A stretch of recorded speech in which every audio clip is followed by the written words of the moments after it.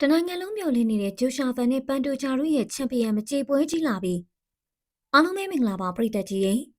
UFC ပရိသတ်တွေအထူးသဖြင့်ဂျိုရှာဖန်ရဲ့ပရိသတ်တွေအတွက်ဒီနေ့မှာပဲရှင်ခုန်စရာကောင်းတဲ့ breaking news တစ်ခုထွက်ပေါ်လာခဲ့ပါပြီ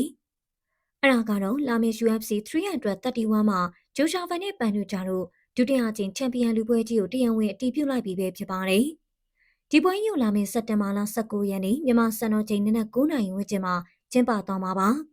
ပုံမှန်ပွဲတွေထိုးနေကြ T-Mobile Arena မှာမဟုတ်ပဲကယ်လီဖိုးနီးယားပြည်နယ်မှာကြီးကျယ်ခမ်းနားစွာကျင်းပသွားမှာပဲဖြစ်ပါတယ်။ဒီပွဲကိုပြောခင်ဂျိုရှာဖန်ရဲ့ပြီးခဲ့တဲ့ပွဲကြောင့်နည်းနည်းပြန်ကောက်ချင်ပါတယ်။အရင်တော့ဂျိုရှာဖန်ကို Paper Champion စက္ကူချန်ပီယံကန်ကောင်းလို့ရသွားအောင်ဆိုပြီးဝေဖန်ခဲ့တဲ့လူတွေအများကြီးရှိခဲ့ပါတယ်။ဒါပေမဲ့ထိုင်ရလိုတော်တော်လေးမှကြော်ပြီး Flyweight တန်းရဲ့အကောင်းဆုံးဆိုတဲ့ fighter နဲ့တွေ့တဲ့အချိန်မှာဘန်ကဘလောက်စွမ်းတယ်လဲဆိုတာသက်သေပြသွားခဲ့ပါတယ်။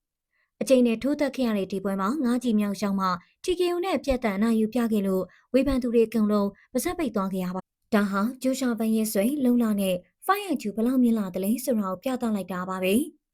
ခုချိန်မှာဂျိုရှာဖန်ဟာယုံကြည်မှုပြည့်ဝဆုံးနေထားမှရှိနေပါတယ်အခုပန်တူဂျာဘက်ကိုနည်းနည်းလောက်လှည့်ကြည့်အောင်ပါဂျိုရှာဖန်နဲ့ပန်တူဂျာကြားမှာအကြီးမားဆုံးကွာချက်ကအသက်အရွယ်ပါပဲသူတို့နှစ်ယောက်ရဲ့တက်က10နှစ်နီးပါးလောက်ကွာပါတယ်နောက်ပြီးပန်တူဂျာမှာအဓိကပြဿနာတစ်ခုရှိနေတယ်အဲ့ဒါကတော့သူဟာတန်ရာခဏခဏရတတ်တဲ့ fighter တယောက်ဖြစ်နေတာပါပဲအထူးသဖြင့်လက်ပိုင်းဆိုင်ရာတန်ရာတွေရှိနေပါတယ်ပထမပွဲတုန်းကလည်းဖန်ကို stand up အထောင်ပွဲမှာဝင်ရှင်ရင်းနဲ့လက်တံရရသွားခဲ့ပူပါတယ်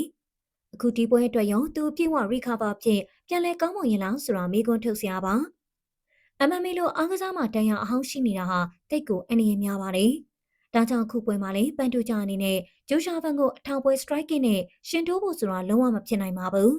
။ဒါဆိုရင်ပန်တူဂျာပါလို့မလဲ။သူ့မှာရွေးချယ်စရာတလန့်ပဲရှိပါတယ်။အဲ့ဒါတော့သူ့ရဲ့အားသာချက်ဖြစ်တဲ့ ground game မြေပြင်ချုပ်ကွက်တွေပဲသုံးပြီးဖန်ကိုအောက်ဆွဲချထိတ်တောင်းမှုပါပဲ။ဒါပေမဲ့ဒီနေရာမှာပြောစရာရှိတာကဖန်ရဲ့ထိတ်တောင်း defense နဲ့ပွဲဖက်နိုင်စမ်း fight and do ဒါဟာရင်အထက်အများကြီးပိုကောင်းလာနေတာပါ။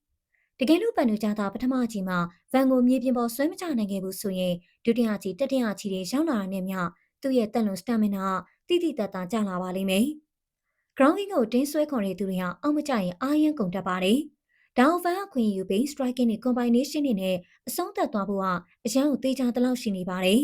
။ချုပ်ပြီးပြောရမယ်ဆိုရင်တော့အရင်9နှစ်6နှစ်လောက်ကပန်တူဂျာရဲ့နေထားမျိုးဆိုရင်တော့တမျိုးပေါ့။ဒါပေမဲ့လက်ရှိချိန်လက်ရှိ form ရဆိုရင်တော့ဂျိုရှာဖန်ကိုပန်တူဂျာအနေနဲ့ဒုက္ခပေးနိုင်မှုဆိုတာတော်လေးကိုခက်ခဲသွားပါပြီ